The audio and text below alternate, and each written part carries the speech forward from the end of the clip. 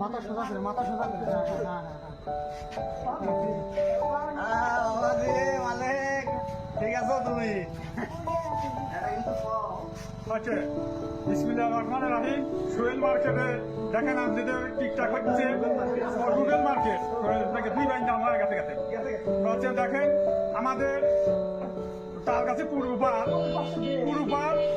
পুরানটাবি গ্রামে ওই নদীর কাদা কাশিয়ার ফুল উঠেছে ওঠার পরে আমি